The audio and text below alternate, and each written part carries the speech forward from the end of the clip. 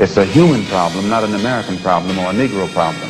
And as a human problem or a world problem, we feel that it should be taken out of the jurisdiction of the United States government and the United States courts and taken into the United Nations in the same manner that the problems of the black man in South Africa, Angola, and other parts of the world, and even the way they're trying to bring the problems of the Jews in Russia into the United Nations because of violation of human rights. We believe that our problem is one not of violation of civil rights, but a violation of human rights.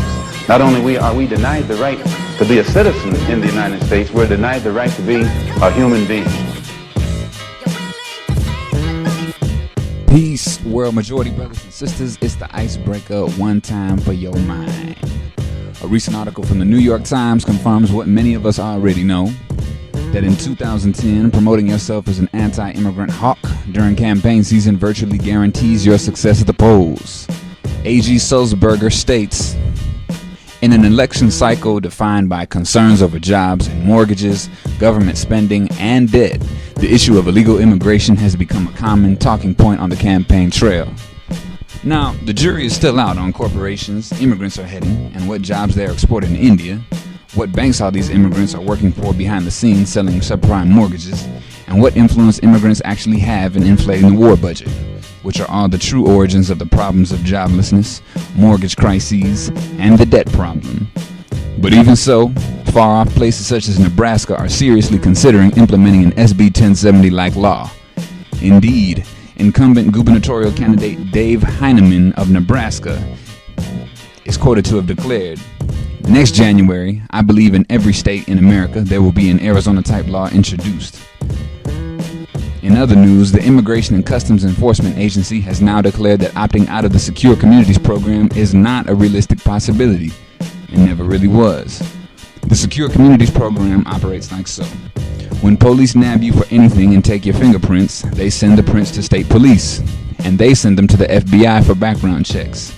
ICE can then access your prints, and if your prints confirm that you are undocumented, you are on the first thing smoking out of town, which has been the fate of over 40,000 migrant workers to date. So really, this is like SB 1070, just the scenic route. You know, it takes a little bit longer. The Washington Post reasons that unless states refuse to send their fingerprints to the FBI, which they probably won't since police and prosecutors need to know prior offenses of those who are arrested, the FBI therefore cannot hold them from ICE. Certain folks like J. Walter Tejada feel a bit of frustration because of the work they have done with communities and authorities precisely in order to opt out of the program. Tejada is an Arlington County board member who quotes Janet Napolitano's letter to Congress, saying that counties can and must formally notify officials of the program if they do not want to participate, as well as an ICE briefing paper where ICE confirms that it would be willing to remove counties from the program. Could it be that the Obama administration and America in general is taking advantage of grassroots communities' hard work and time by plainly saying that we can't do anything about it? Sounds like it. Damn, Barack, what happened to being a community organizer?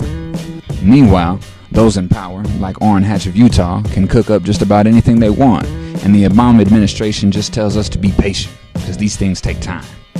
It's only a matter of time before Secure Communities, already in place in 32 states, becomes nationwide in scope.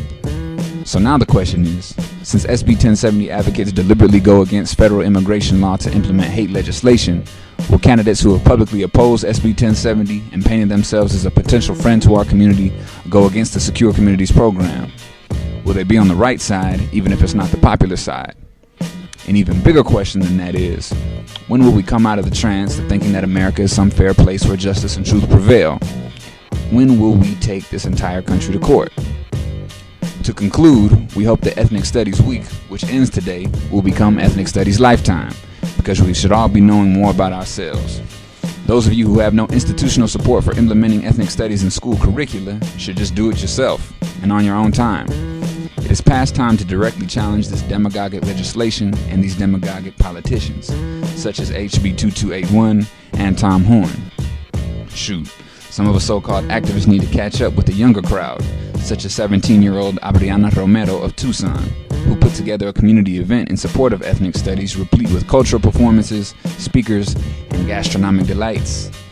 Also, the Pico Youth and Family Center in Tucson is raising money to challenge HB 2281.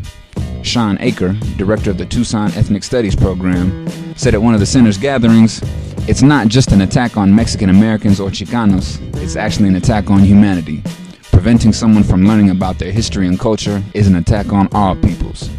Right on, world majority brothers and sisters, because the struggle is won."